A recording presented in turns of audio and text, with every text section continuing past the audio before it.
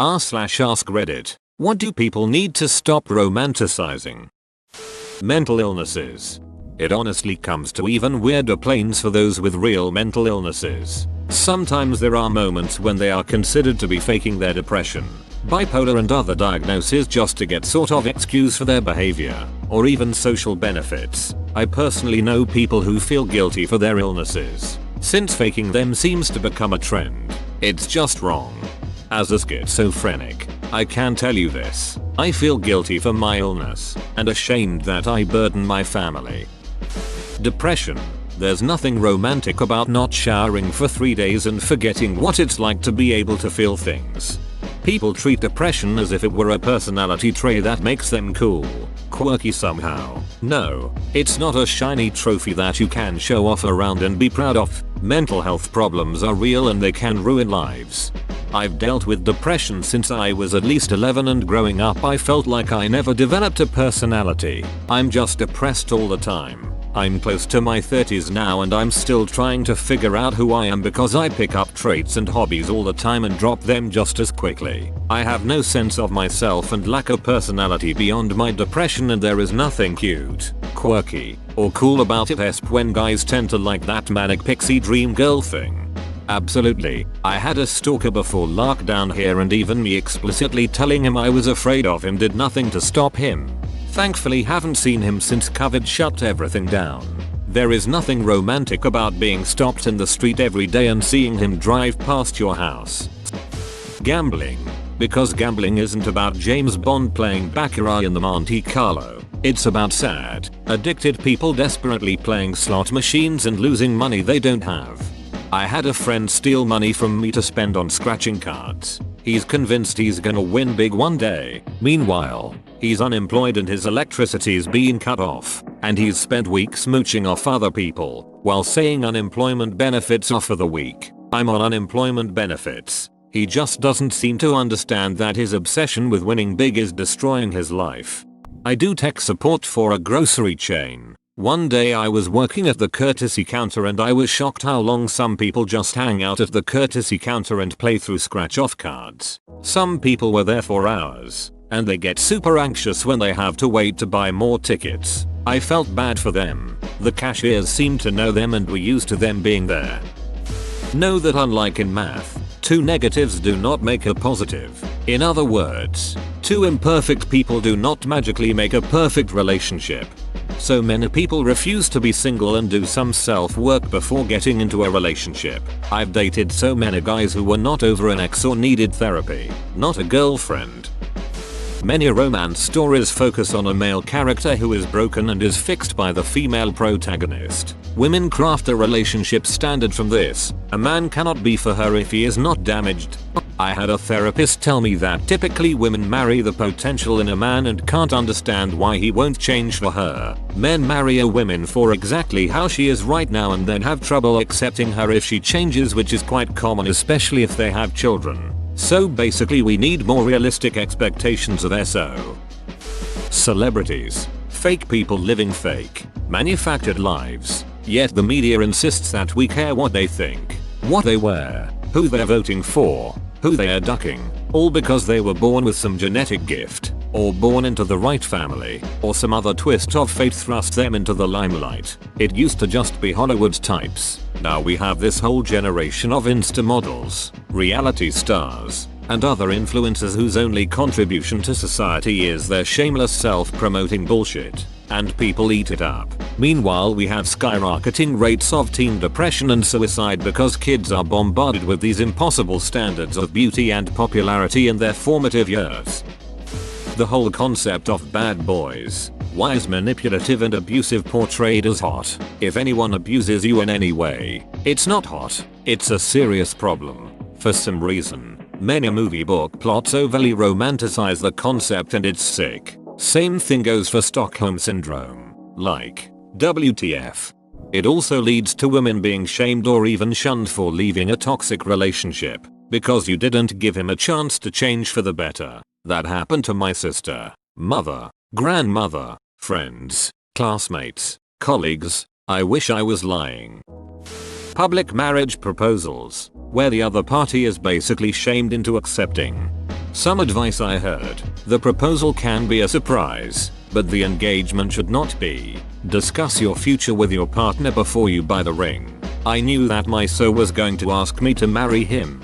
Just didn't know how or when. I was still so surprised, and it was an incredibly romantic memory I cherish. And yes, it was public. But there was no environmental pressure because we both already knew what my answer would be. Because we talked about it. Communication is key, y'all. Side chicks. I don't know why people make so much a wow thing to have a side chick. It's seriously horrible. Whedon 420/710 culture. I absolutely love cannabis and think is cool and all. But chill with presenting cannabis as a lifestyle. It's a duck-in plant. Sports injuries. Like, 99% of the time it will get better, but 99% of the time you won't be able to come back to where you once was as an athlete. No matter how heroically you will try to recover or fight this injury, most of the time it will never be the same again. I injured my knee a long time ago, and it has never been the same ever again, and everybody told me to try harder. That's just not how it works. The Joker and Holly's relationship. It's abusive. Plain and simple. If you want a weird, quirky couple to base your relationship on, go with Gomez and Morticia. That is possibly the most healthy relationship ever portrayed in media. They clearly have a different sense of what is normal, but it is also clear that they adore each other, support each other, and communicate clearly with each other. You don't want Joker and Holly, you want Gomez and Morticia. Rise and grind everyday lifestyle, needlessly. OFC, some people actually have to live that life to legitimately survive. But the consistent push in today's generations and romanticizing it to be this life where you're happy and rich is just so dangerous. High school. I literally could not agree more. There is so much more bullshit in high school, but the media decides to romanticize one teensy part of it. Take it from a high schooler. Romance is such a tiny part of it that it's barely even recognized anymore.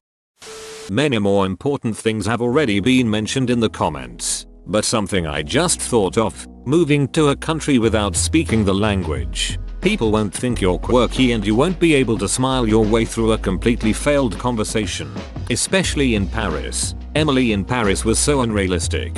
Parisians are impatient enough with tourists who don't speak French. I can't imagine going to live there and not speaking a word of it.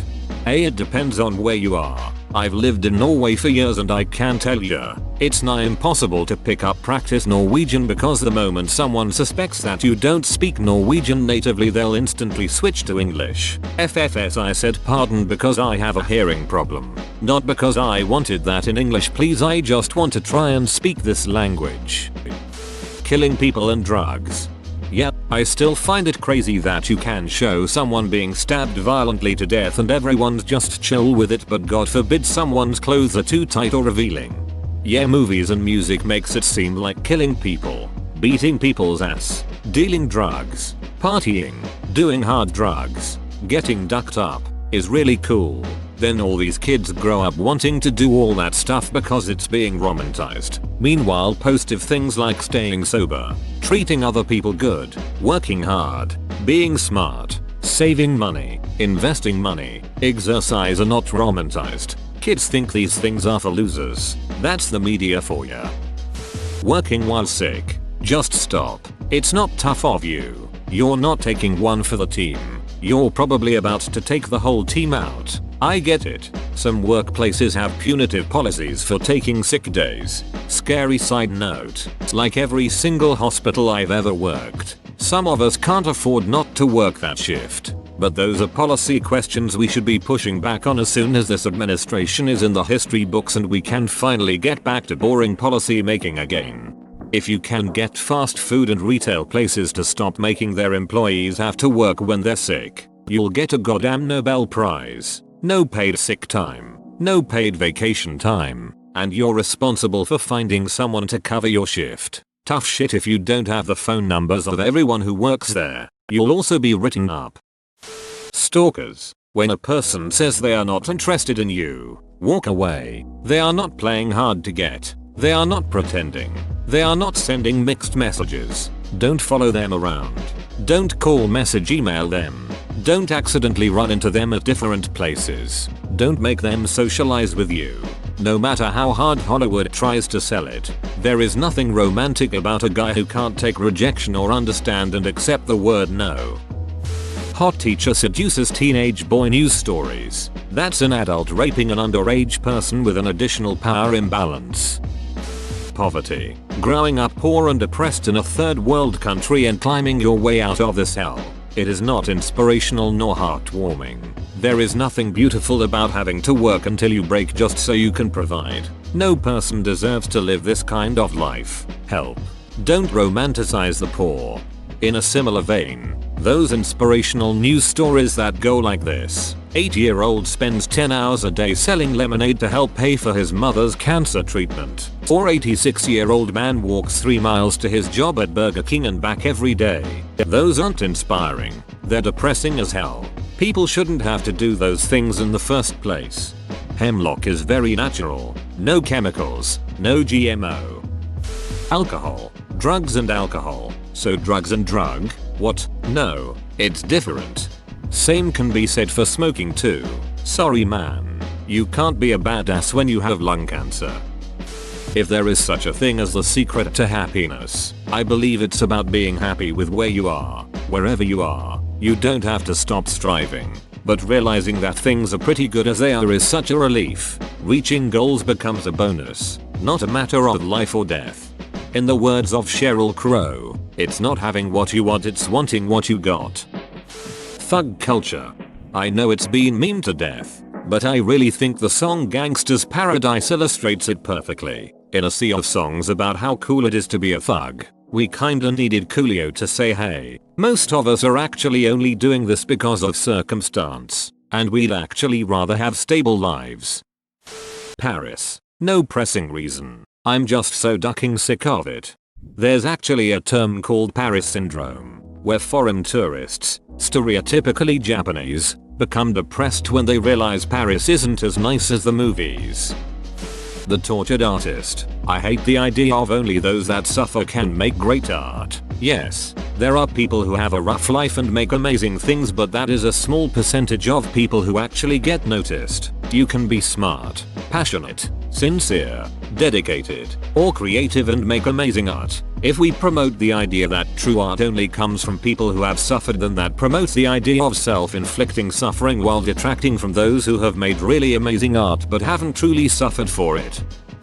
Struggle, love, or whatever you wanna call toxic relationships that slowly suck the life out of you and ruin your mental health. Relationships are not the misery Olympics where you get a gold medal in the end if you put up with the most bullshit. Your partner should make you happy at least 95% of the time. If it's the opposite, then you need to get the hell out of there instead of endlessly trying to make it work. There's nothing romantic or glamorous about wasting the only life you have with a loser who lies, cheats, uses, and abuses you. Childhood. Being a kid has its fun moments, but people are so fixated on no responsibilities that they forget it means no power. Also, kids don't have a lot of credibility, even if they're fairly honest. Everyone has at least one Cassandra story from their childhood, some more heartbreaking than others. Alcoholism. I am thankful I never made it such a habit that it ever became a problem. But between the commercials urging you to buy beer and liquor, the movies and television that treat binges as always fun and always sex-filled, and the general cultural passivity with it, the fact I can drink with my parents no problem but will likely never, ever smoke weed with them is just painfully misleading. I think of the people who truly struggle with alcoholism and how much it must pain them to watch TV or even just be out anywhere it is served. Maybe someone with that sort of perspective here can correct or enlighten me, but it just seems like a very difficult world to recover from alcohol dependency. To clarify, I'm not anti-drinking. I used to drink on a weekly basis, whereas now it's on special occasions only. IDK. So many things about it just don't appeal to me anymore. The emotional and relational problems, the trauma drunk behavior can bring, the wake-up headaches that make your head feel split in half, the vast amount of car accidents and fatalities inebriation causes, the numbing of your emotions,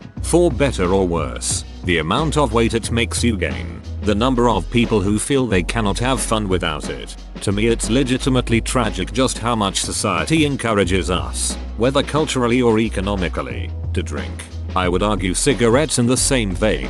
However, I think society has generally embraced the anti-cigarettes mantra much more in recent years, though it's still bad. Whoa, you made it to the end? You're a ducking beast. I'll cut you a deal. Smash like and subscribe for more curated content, bruh. It's free and that's a great price.